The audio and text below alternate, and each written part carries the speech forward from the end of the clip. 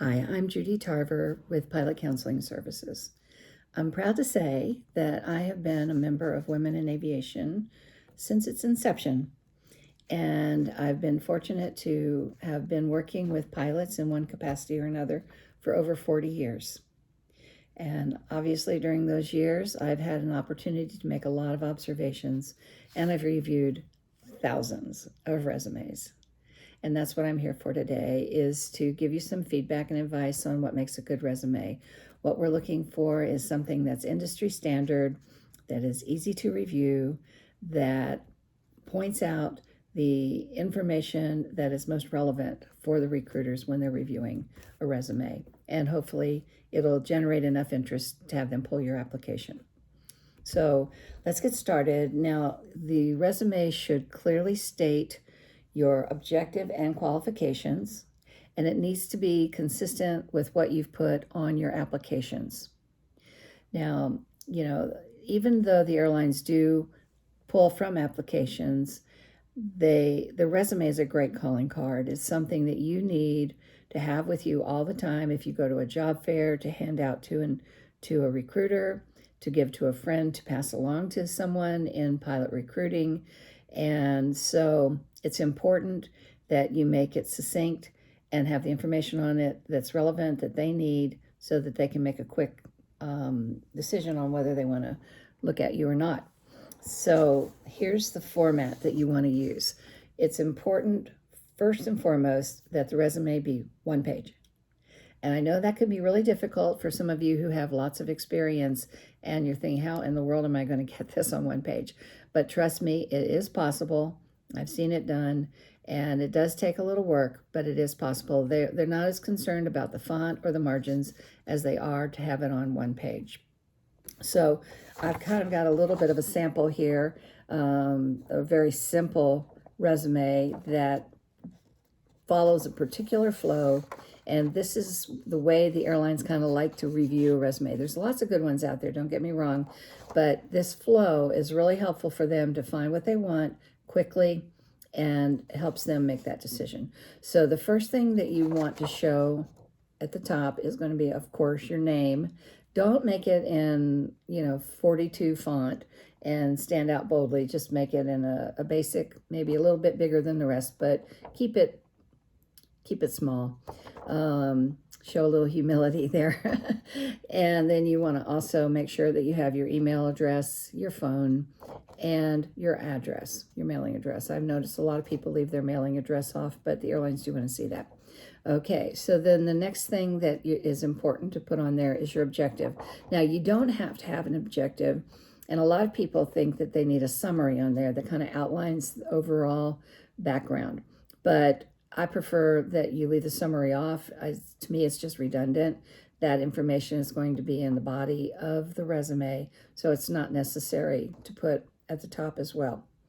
But an objective is certainly optional, and what it does is it sort of shows that this is a company I want to work for. So my objective might be to be a crew member at XYZ airline. I made this resume just for you. See, your name is on here. So I went out of my way for that. And that's pretty much what it means. Okay. After that, now the airlines are going to be looking at this. Do they meet our requirements? Is this something we want to look at further?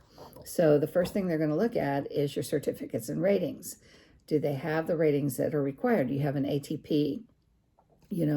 And whatever other information is required, a type rating, commercial, multi-engine, all of those things need to be on there. And sometimes I would put a passport on there too if it's a requirement, even though it's not a rating or certificate. You could put that on there as well. Then the next thing they're going to be looking at, okay, they meet our minimum requirements for ratings. What about the hours? So then you want to put your flying experience.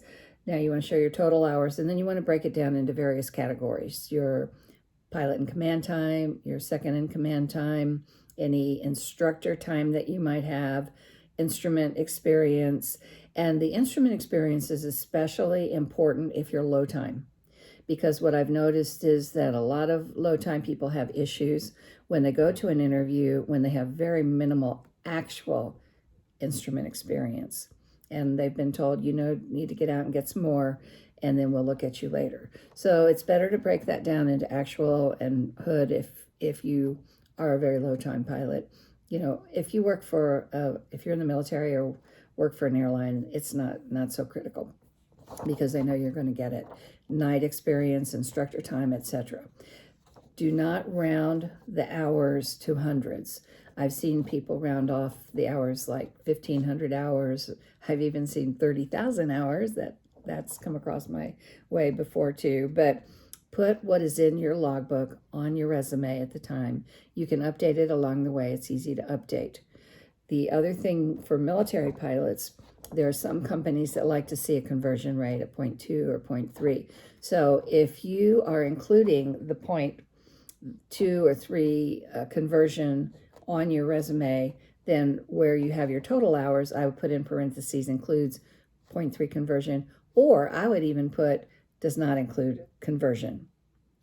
So that would be for the military pilots. And the other thing is I would recommend that you do not put decimal points in there. I just think they look messy. So you can round the decimals if you want, up or down, however you want to do that. The next thing that they're going to be looking at is your experience. You want to put your experience in chronological order, starting at your most current employment and work backwards. Now, for the experience, you want to show, first of all, the name of the company you're working for, or worked for, the city and state. You don't have to put their full address on there. And then the month, the from and to dates. Now, with the from and to dates, you want to make sure that you put the month and year for each from and to. That's important because it could be the difference between 1 month or 2 years. So you need to put that on there. It's easy to find. You have to put it on the applications anyway, so it's not like you don't have it. So put that on there. And then after that, you want to show underneath that your experience, what your job responsibilities are. And they're really looking for things that are of substance, the actual quality of experience that you're getting. For example, flying Part 121 in North America, Mexico, Canada, international experience, all of those things. That's what they're really looking for, is the quality of experience that you're getting. And if you have any other positions or roles at that company, definitely you want to show that on there.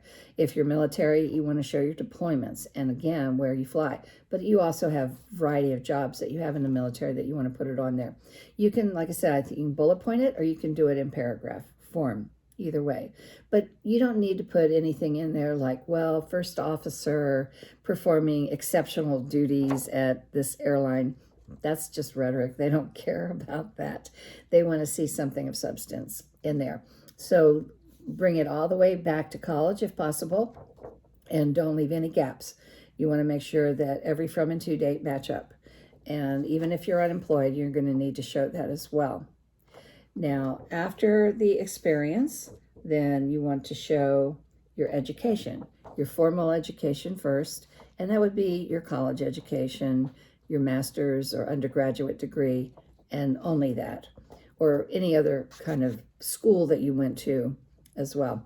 Now, if there's space, then after that, you can put your professional training, because a lot of people think they need to put their flight training under education. That's really not necessary. Professional training would be something that you did above and beyond what's required for the job. For example, if you go out and get a type rating somewhere and you pay it for it on your own, that would be above and beyond what's required for your job. So that's something I would put on there. And any other kind of training that you get that isn't necessarily something that's really above and beyond, that's what I would put in there. But you don't need to put all of your training in the military or all of your type rating training in the airline business that you're in. That's not necessary. This is just an overview of your background. This is not a formal application. And you couldn't get the jobs that you had if you didn't go through a training program, right? And so it's if you only have 1 or 2 jobs and that, you got plenty of space for it, then that's fine. But you want to, this will free up some space for you. After that, then you want to show any kind of associations that you belong to, any volunteer work that you do. If you have any awards or achievements or honors, that's the opportunity to put those. And I think that's a really good thing to have on a resume nowadays, because when you hand in a resume to someone and they look at it, it's a great icebreaker. They may see something that really interests them, or it could be a hobby that they have as well. And then, they'll start chatting about it, and it helps them get to know you a little better. So I'm all for putting activities, interests, hobbies, any kind of achievements, awards, or associations on the resume, as long as you have room.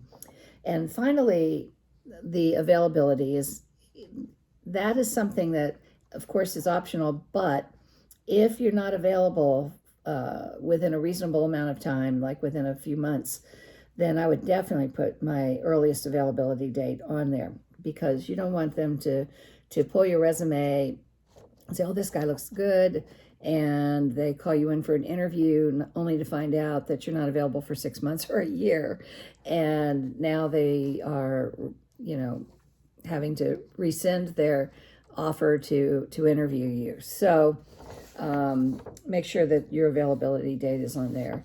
And the other thing you want to keep off of the resume is don't put any personal information on there, like height, weight, age, marital status, any of that. That does not belong on a resume, and the airlines do not want to see it. So this is the flow that really seems to work. The airlines can pick up on what they're looking for very quickly, and it's a great opportunity for you to shine through your resume. Don't try to do anything unique or weird, because it just makes it more complicated for them. Make it specific and to the point. We have a couple of minutes here, so let me talk about applications very briefly. There are no secrets to filling out an application. The key is to make sure you fill in every field, because all of these are based on fields, and that they're complete. You use good grammar and punctuation, and because people think that there are keywords or things like that are going to make them look more competitive. You either have the qualifications or you don't. So just make sure that you go through it, have somebody proofread it, and that every single field is filled out accurately and honestly, and then the system will work for you. Now, some companies do like more information on their applications than others, and so it is important to kind of talk to some people who are familiar with those different applications and make sure you're giving them what they are looking for.